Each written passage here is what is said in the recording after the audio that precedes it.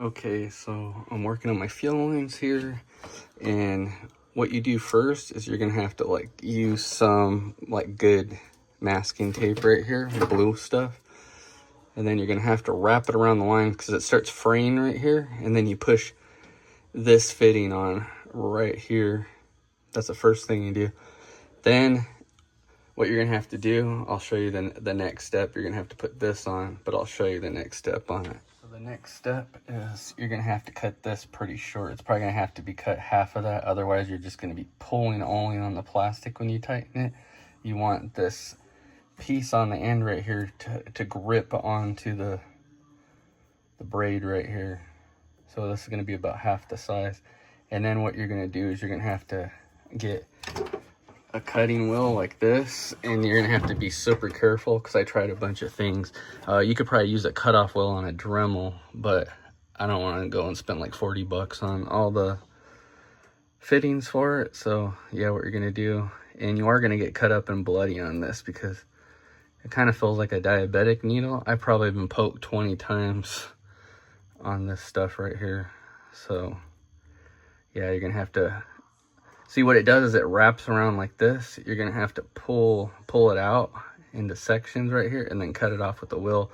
If you just try cutting it around, it's probably not gonna work. I've tried it. So you're gonna have to straighten these out, cut it around.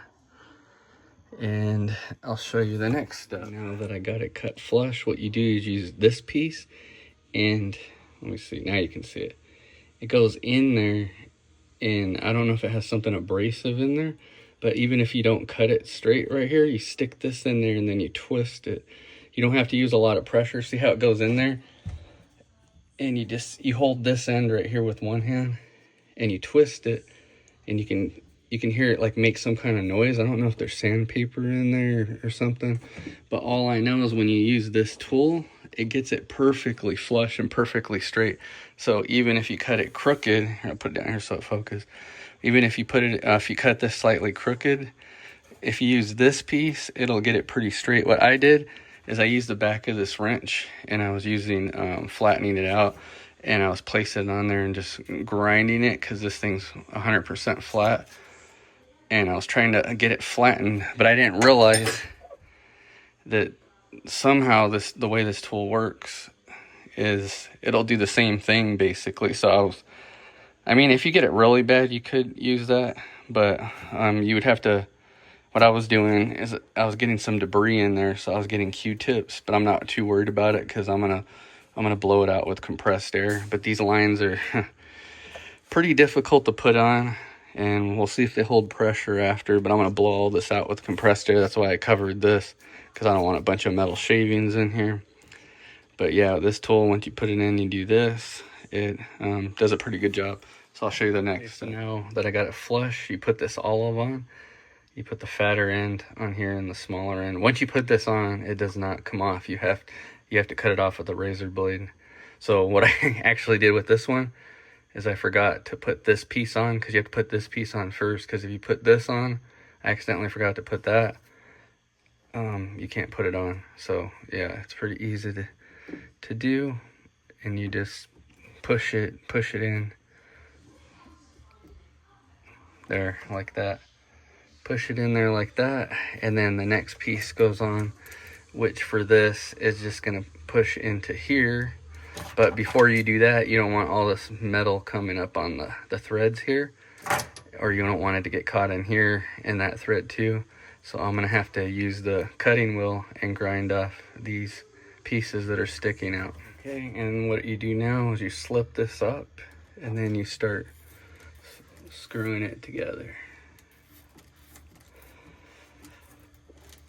I'd leave this tape on here because I tried taking it off, and it this line's cheap. It starts just doing this. It starts unraveling when you try to take the tape off, but you pretty much have to have the tape on when you start cutting this, or it'll just fray everywhere. So from now on, instead of it fraying right here, I'm just gonna leave the tape on. Okay, and so there it is right there. Oh, I want to say one more thing. I bought these fittings. I think this is Evil Energy right here, and it's just a push-on fitting. I had to shove, so I have like these razor blades over here, and it comes with like a piece of cardboard. I might use plastic because if it gets wet, cardboard will dissolve. But I had to stick them in the back of this right here to spread this out because, I don't know, it's a cheap clip. So when I would pull it without the cardboard tabs on there, it would just pop off. Or if it was at a slight angle, it would pop off. If I tried to push it completely straight, it would stay. But as a precaution, I put these in here to spread this out, and then there's no way for it to come out. So I don't really like doing that, but it's definitely working. If I need to take it out, I can just push these tabs in with the cardboard and then pull it out. But yeah, I'm gonna show you the rest of it. This is how I got it set up right here. You can see my lines right there. I took the drive shaft off temporarily to get more room. And like I said, leave the tape on there because I found out the hard way right here. It's shredding because I took off the tape. I would just leave the tape on, and guess what? If the tape dissolves and it falls off, it's not gonna tear up the braid, because what happens is the tape sticks to it and just starts pulling off. So you can see what I did there is I used those grommets on my previous video because I wanted it to fit like that, because I don't think you can really see, but the gas tank's right there. All my evap stuff is there, and that's how the lines are going to come out. That's my filter right here. I welded a bracket. There's only one bracket on there, but I use Loctite. And then I'll probably just zip tie this up here as a safety in case it falls. It's still not going to go anywhere because I got the fuel lines hooked to it.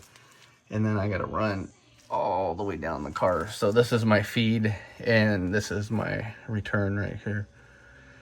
So hopefully I have enough line. It looks like I will, but if not, I'll just order more. So that's how I'm going to run it. It's not hooked up yet, but you can see it right now. I put the little bracket right there. Turn the light around. I just got to run it underneath the car over there.